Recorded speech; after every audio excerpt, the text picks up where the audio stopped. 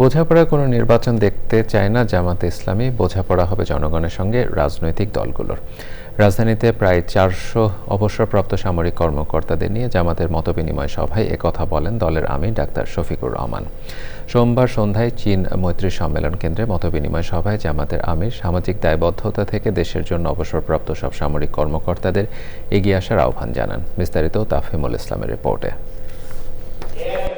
নির্বাচনের ঠিক এক মাস আগে সশস্ত্র বাহিনীর অবসরপ্রাপ্ত কর্মকর্তাদের নিয়ে জামায়াতে ইসলামীর মতবিনিময় সভা। সোমবার সন্ধ্যায় রাজধানীর চীন মৈত্রী সম্মেলন কেন্দ্রে উপস্থিত ছিলেন সশস্ত্র বাহিনীর প্রায় 400 অবসরপ্রাপ্ত কর্মকর্তা। মতবিনিময় সভায় অবসরপ্রাপ্ত কর্মকর্তারা বলেন, ক্ষমতায় যেই আসুক দেশের মানুষের ঐক্যের বিকল্প নেই।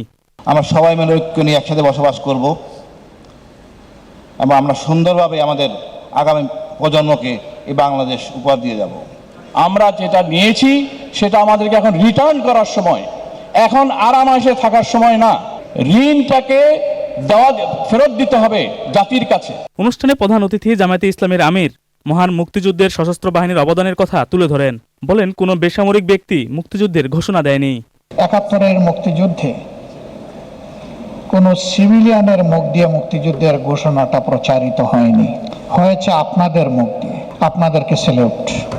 অবশ্যই এ দায়িত্ব ছিল রাজনীতিবিদদের। তারাই দায়িত্ব পালন করলে সেনাবাহিনীর একজন অফিসারকে এগিয়ে আসার প্রয়োজন হতো না।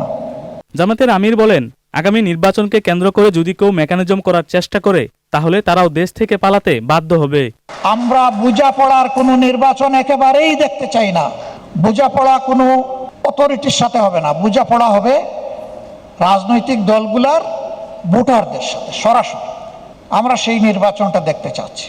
যদি আমরা সবাই মিলে সচেতন দেশবাসী, আমরা যদি সচেতন থাকি, আমাদের বিশ্বাস যদি কেউ কোনো ধরনের মেকানিজম করার চিন্তা মাথায় এসেও থাকে, তারা পালাতে বাধ্য হবে ইনশাআল্লাহ।